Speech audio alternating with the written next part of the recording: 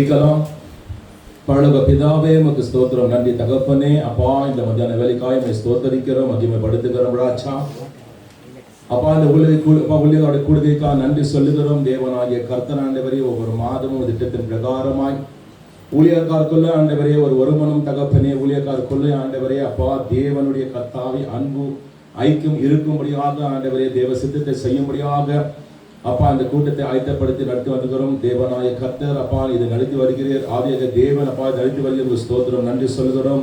இந்த வெள்ளமா உடைய கருத்தை ஒப்புக்கொண்டுகிறோம். பரிசுத்த ஆவியாக தேவன் எங்களோடு பேசும்படியா செபிக்கிறோம். நாங்கள் வந்திருக்கிற நோக்கம் ஆண்டவரே, நாங்கள் எப்படிப்பட்டவர்கள் என்றும், என்ன செய்து கொண்டிருப்பவர்கள் என்றும், என்ன செய்தோம் என்றும், அப்பா என்ன சாதிச்சோம் என்றும், அப்பா எங்களை குறித்தும் எங்களை மேன்மை குறித்தும் பாராட்ட அல்ல.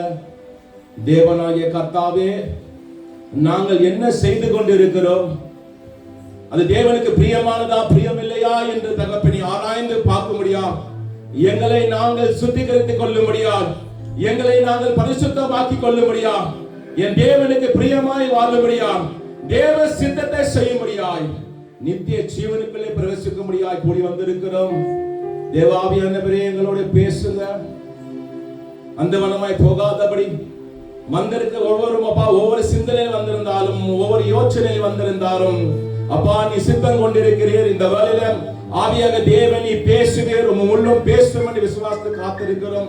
நீங்கள் பேசுங்க, நாங்கள் கேட்க வந்திருக்கிறோம். பேசுகிற தகுதி எப்பவும் இல்லப்பா, நீங்க பேசுங்க. நாம ஒன்றே மகிமைப்படட்டும். இந்த இடத்துல இந்நேரம் வரைக்கும் நடந்த எல்லாவற்றிலும், ஆராதனையிலும் அப்பா பாராட்டிலும் எல்லாவற்றிலும் உடைய நாமம் ஒன்றே மகிமைப்படட்டும். அது மாத்திரமல்ல, பேசுகிற வார்த்தைகள் நிமித்தமாம் அப்பா நாம மகிமைப்படட்டும். உடைய கரத்தை ஒப்புக்கொடுக்கிறோம். ஏசப்பா நாமத்தை ஜெபிக்கிறோம் நல்ல பிதாவே, ஆமென். ஹல்லேலூயா. வந்திருக்க எல்லா பிஷப்மார்களையும், ரெவரண்ட்மார்களையும், பாஸ்டர்மார்களையும், துணை ஊழியக்காரர்களும், விசுவாசிகளையும் இயேசு கிறிஸ்து நாமத்தினால வாழ்த்தி வரவேற்கிறேன். ஹல்லேலூயா, ஹல்லேலூயா. கரெக்டா ஒரு மணி நேரத்துக்குள்ள முடிச்சு விடுகிறேன். டைம் பார்த்து கொள்ளுங்க. சரியா ஒரு மணி நேரத்துக்கா 1:35 1:40 முடிச்சு விடுகிறேன். ஹல்லேலூயா. வார்த்தைகள் கடந்து செல்லலாம். வந்திருக்கிற நோக்கம் ஒன்றே ஒண்ணு.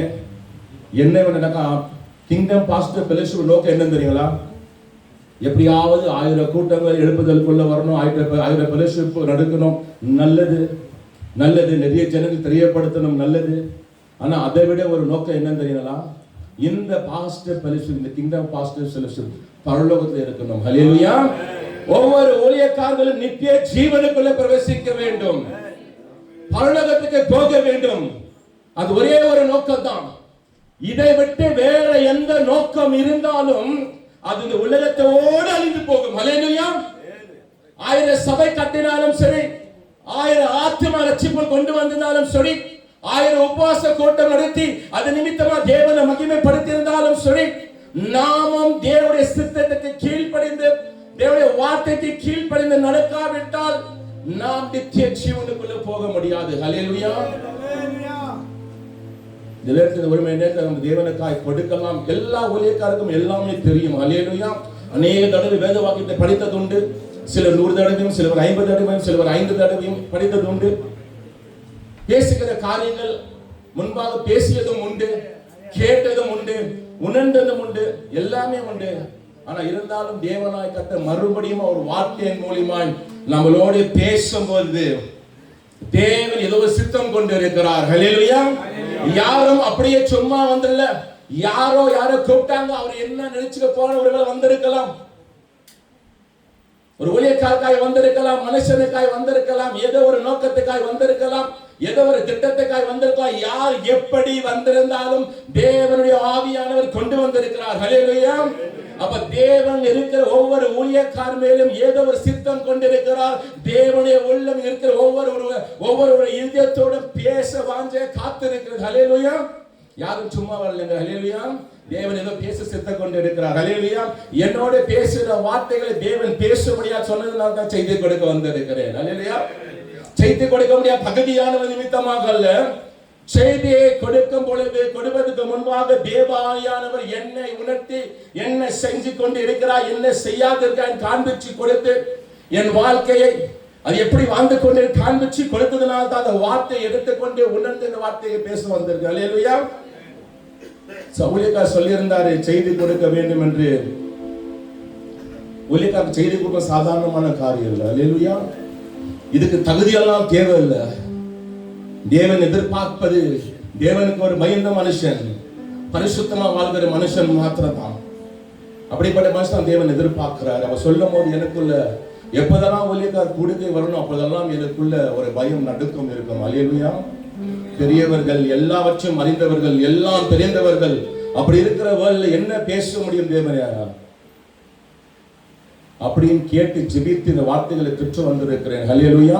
நம்ம வார்த்தைகள் கடந்து செல்லலாம். நேரம் குறைவா இருக்கிறது.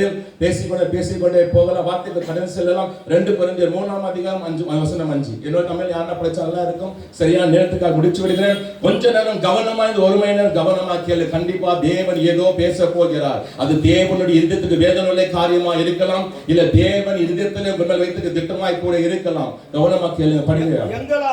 எங்களால் ஆகும் என்பது போல, எதாகிலும் செய்ய முடியும் ஆகும் என்பதை போல ஒன்றை யோசிக்கிறதற்கு, ஒன்றை கூட நான் யோசித்து பார்ப்பதற்கு நாங்கள் எங்களாலே தகுதியானவர்கள் அல்ல. நான் ஒன்றுக்கும் தகுதியானவர் அல்ல. எங்களுடைய தகுதி தேவனால உண்டாயிருக்கிறது. ஹல்லேலூயா. என்ன சொல்றாங்க பாலு? இந்த ஊழியத்தை செய்ய முடியாது எங்களுடைய தகுதி ஏதாவது இருக்கும் என்று நினைச்சா ஒன்றுமே இல்லை. ஊழியத்தை செய்ய முடியாது எனக்கு எந்த தகுதியும் இல்லை. எப்படிப்பட்ட ஒரு மனுஷன்? தேவனுக்கா வைராக்கியமா வாழ்ந்த ஒரு மனுஷன், தேவனுடைய இதயத்துக்கு ஏற்ற பிரகாரமாய் போராடின ஒரு மனுஷன், ஆத்மா பாரத்தோடு ஒரு மனுஷன், அதிகாரம் உள்ள ஒரு மனுஷன், அந்தஸ்துள்ள மனுஷன், படித்த மனுஷன், எல்லாவுடைய மனுஷன் சொல்லுகிறான். ஆனால் இந்த தேவனுடைய ஊழியத்தை செய்ய முடியாது மாத்திரம் எந்த தகுதியும் எனக்கு இல்லை. ஹல்லேலூயா. இன்னைக்கு நமக்கு தேவன் தகுதியை கொடுத்திருக்கான எத்தனை பெரிய கிருபை. ஹல்லேலூயா. இந்த வார்த்தை இது செய்தியுடைய சம்பந்தப்பட்ட காரியம் என்னன்னாக்கா, தேவ ஊழியக்காரருக்கு நாம கொஞ்சம் நேரம் எப்படிப்பட்டவர்களா இருந்தாலும் இந்த சில மணி நிமிஷங்கள் நான் ஒன்றுக்கும் பொதுவாதவன் ஆண்டவர் என்ன பேச சுத்தமாக இருக்கிறீர் அப்படி என்று ஒப்பு கொடுத்தால் மாத்திரம் தான் நேரம் பிரயோஜனம் உள்ளதா இருக்கும். ஹல்லேலூயா. அப்ப எதுக்கும் பிரயோஜனம் இல்லாத நமக்கு இப்படிப்பட்ட ஒரு பாகத்தை தேவன் கொடுத்திருக்கிறார். ஹல்லேலூயா. வார்த்தைகள் கண்டு செல்லலாம். 1 ராஜாக்கள் 15ஆம் அதிகாரம் வசனம் 1, 2, 3 என்ன படிச்சாங்க இருக்கும். நேபாத்தின் குமாரனாகிய யெரோபியாம் 1 சாமுவேல் 15ஆம் அதிகாரம் வசனம் 1 to 3. சவுலை நோக்கி அபிஷேகம் பண்ணியதற்கு கர்த்தர் என்னை அனுப்பினாரே,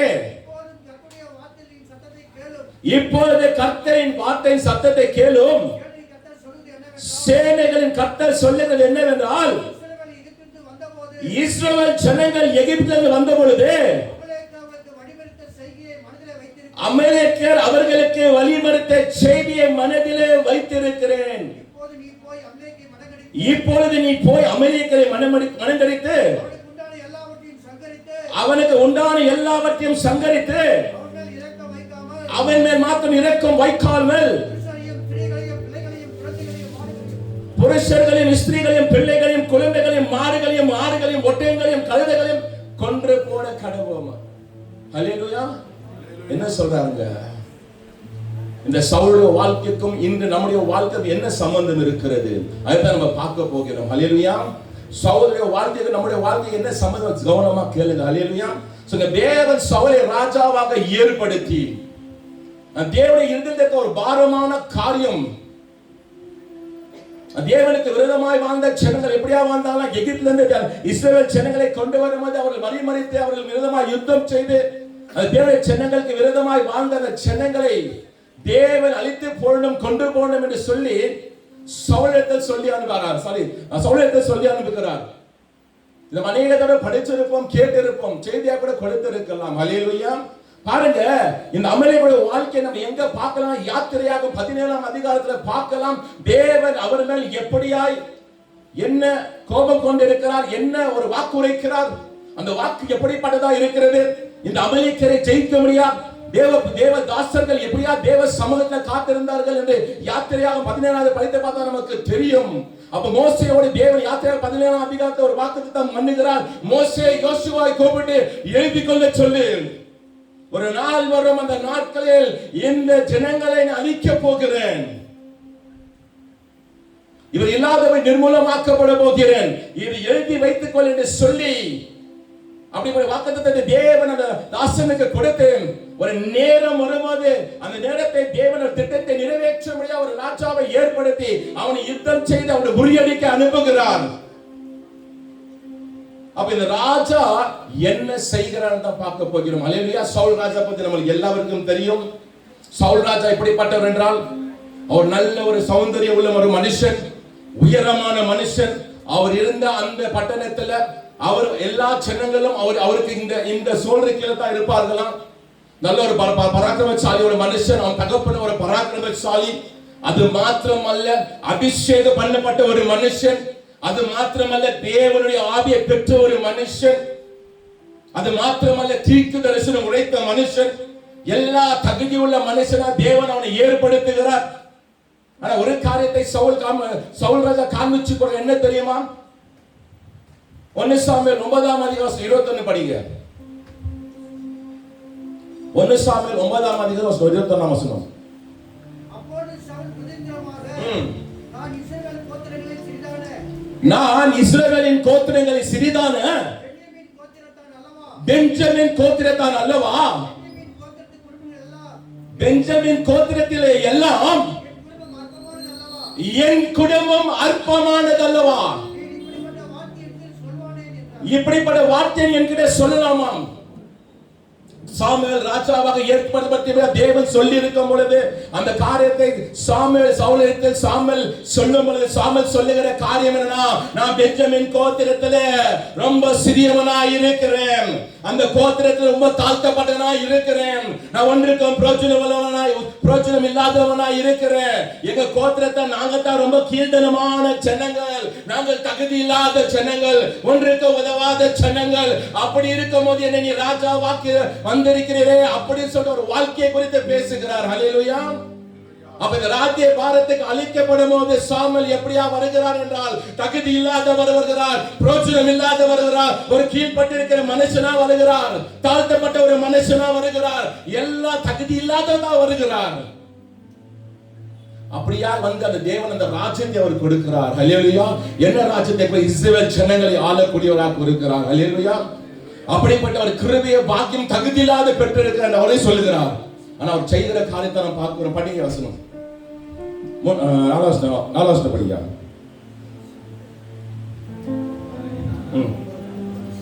அப்பொழுது சவுல் இதை அறியப்படுத்தி எராயிமிலே அவரை தொகை பார்த்தார். அவர்கள் 2,00,000 தாலாட்களும் யூதா ஜனங்கள் 10,000 பேராய் இருந்தார்கள். சவுல் அமலேக்குடைய பட்டணம் மட்டும் வந்து பள்ளத்தாக்கிலே ஒரு பலிபீடத்தை வைத்தார். சவுல் கேனியரை நோக்கி, நான் அமலேக்கியருடைய உங்களையே வாரிசுகளாக நீங்கள் அவர்கள் நடுவிலிருந்து புறப்பட்டு விலகி போங்கள். இஸ்ரவேல் எகிப்திலிருந்து வந்தபோது நீங்கள் அவர்கள் எல்லாருக்கும் தயவு செய்தீர்கள் என்றார். அப்படியே கேனியர் அமலேக்கியர் நடுவிலிருந்து விலகி போனார். ஏழோ கவனமா கேளுங்க. 7 வசனம் 8 வசனம் படிங்க.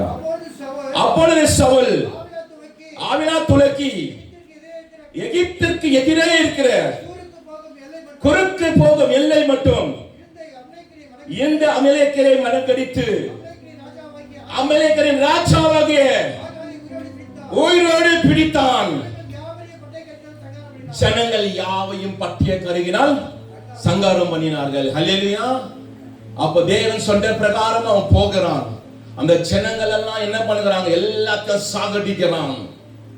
பாருங்க என்ன நடக்குது பாருங்க. தேவன் சொல்லுகிறாங்க, போ அந்த ராஜாவை ஒரு மனுஷனை விடாத, எல்லா பிள்ளைகளை விடாத, ஆடு மாடுகளை விடாத, எல்லாரையும் சாகடிச்சு போடு. காரணம் என்ன தெரியுங்களா? யாத்திரையாகமம் 7ஆம் அதிகாரத்தை தேவன் சொல்லுகிறார், அவருடைய கை, அவருடைய கரம் எனக்கு நேராக இருக்கிறது. அவங்களுக்கு இந்த ஜனங்களுடைய கை எப்படியா இருக்குதா? தேவனுடைய சிம்மாசனத்தின் நேராக இருக்கிறதா? தேவனுக்கு விரோதமா கையை நீட்டி பேசிக் கொண்டு இருக்கிறார்கள். தேவனுக்கு விரோதமாக வந்து கொண்டிருக்கிறார்கள். இவ்வளவு நாளா தேவன் பொறுமையோடு இருந்திருக்கிறார். ஆனா ஒரு நேரம் வருகிறது, அந்த சந்ததியில யாருமே மாறப் போவது போல தெரிகிறது. அவர்கள் மாற மாட்டார்கள். இந்த சந்ததி இன்னுமா இருந்ததுன்னா இன்னுமா தேவனுக்கு விரோதமா பாவம் செய்வார்கள். அதற்காகத்தான் தேவன் ஒரு பிள்ளைகளை கூட அழிக்க சொல்லியிருந்தார். தேவன் ஒரு காரியத்தை சொல்லுகிறார்னா பிள்ளை அழித்து போட சொல்லுகிறார். தேவன் மனதுருக்கம் இல்லாதவர் அல்ல. தேவனால் கட்டத சந்ததி இல்லாத செய்யக்கூடிய காரியம் ஒன்றே ஒன்றுதான். அந்த சந்ததி தேவனுக்கு விரோதமாக வாழ்ந்து கொண்டிருக்கிறது. இன்னும் அந்த சந்ததி உயிரோடு இருந்தா அவருடைய பிள்ளைகள் தேவனுக்கு விரோதமாக வாங்கி தேவ ஜனங்கள் விடுதலை உண்டாக்கி தேவனுக்கு விரோதமாக பாவம் செய்வார்கள் என்று அந்த சந்ததி அழித்து போட சொன்னார். அதுதான் காரணம் அதற்கு. அதே போல் ராஜா சவுல் போகிறார். அது பிரகாரமா அந்த எல்லா ஜனங்களையும் வெட்டி போடுகிறார். ஆனா ஒரு காரியத்தை என்ன பார்க்கணும், ஆகாபு ராஜா உயிரோடு பிடித்து வருகிறார். நல்ல கவனமா கேளுங்க. வரும்போது தகுதி இல்லாதவன் அவன். ஆனா இங்க யுத்தம் செய்து முடித்து இவன் செய்ய கொள்ளும் போது இவனுடைய நீதியில நிற்கிறான். இவனுக்கு என்ன தோன்றுகிறதோ அதை செய்ய ஆரம்பிக்கிறான். அந்த தேவன் சொல்லியிருந்தா ஒருவரையும் உயிரோடு இருக்காத, எல்லாரும் அழித்து போடு என்று சொல்லியிருந்தார். எல்லாத்தையும் வெட்டி சங்கரித்து போடு என்று சொல்லியிருந்தார். தகுதி இல்லாதவன் வந்த ராஜா தேவனுடைய வார்த்தைக்கு கீழ்ப்படியாமல் நடக்க ஆரம்பிக்கிறான். மேல படிங்க.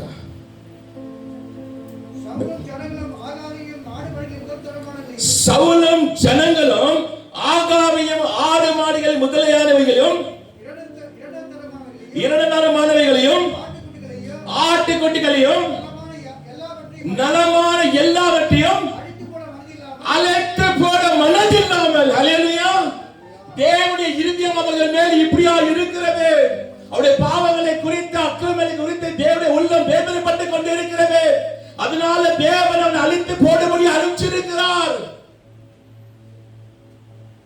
ஆனா தேவனுடைய இருதயத்துக்கு ஏற்ற பிரகாரமா இவன் உள்ளம் இல்லாமல் மாறி போயிருக்கிறது. வசனம் சொல்லப்படுகிற கவனமா கேளுங்க. ஆட்டுக்குட்டிகளையும் நலமான எல்லாவற்றையும் அழித்து போட அவனுக்கு மனசில்ல. மனசில்ல.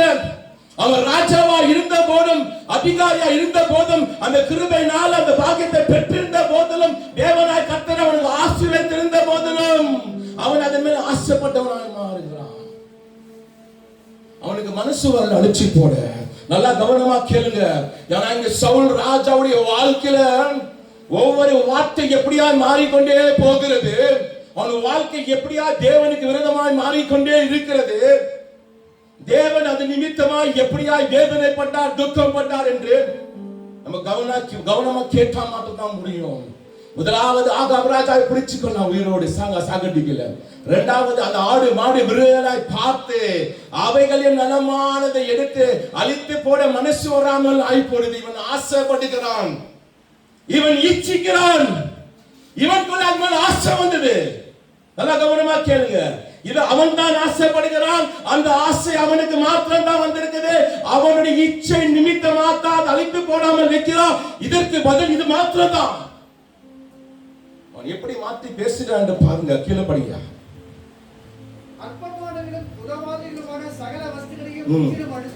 தேவையில்லாதவைகள் அழித்து போட்டான். அந்த காரியம் நடந்த பிறகு கர்த்தருடைய வார்த்தை சாமுவேலுக்கு உண்டாகி அவர் சொன்னது, நான் சவுலை ராஜாவாக்கினது எனக்கு மனஸ்தாபமாக இருக்கிறது. அவன் என்னை விட்டு திரும்பி என் வார்த்தைகளை நிறைவேற்றாமல் போனான். ஹல்லேலூயா. ராஜா வாக்கினது தேவனுக்கு என்னாச்சுனா மனஸ்தாபம் ஆச்சான். தேவன் வேதனைப்பட்டானா. தேவனுக்கு முன்பாக திரும்பி போயிட்டான். நல்லா புரிஞ்சுக்கொள்ளுங்க. இந்த காலகட்டம் எப்படியா மாறி போயிருக்கு தெரியுங்களா? தேவனாய் கர்த்தர் அழிக்கும் போது எந்த தகுதியும் அல்ல, எதுவுமே அல்ல. தேவனாய் கர்த்தர் அழிச்சி ஒரு பெரிய பாக்கியத்தை நமக்கு கொடுத்தார். என்ன பாக்கியம்? ரத்தம் சிந்தி தேவன் பூலோகத்தில் வாழ்ந்து அடிக்கப்பட்டு துப்பப்பட்டு மதித்து ஒரு ஆத்மா ஜீவனை எடுத்து உலகத்தை கொடுத்து என் பிள்ளை என் ஊழியக்காரர்களை பாதுகாத்துக் கொள்வான், அவரை நடத்துவான், எனக்கு கீழ்ப்படிந்து வாழ்வான் என்ற எண்ணத்தோடு தேவன் கொடுத்திருக்கிறவர். வசனம் சொல்லப்படுகிறது. அப்படியா ஏற்படுத்தி அந்த மனுஷன் ராஜாவுடைய வாழ்க்கையில தேவன் ரொம்ப மனசு வேதனை உண்டாச்சா. வேதனை என்றால் என்னங்க? வேதனை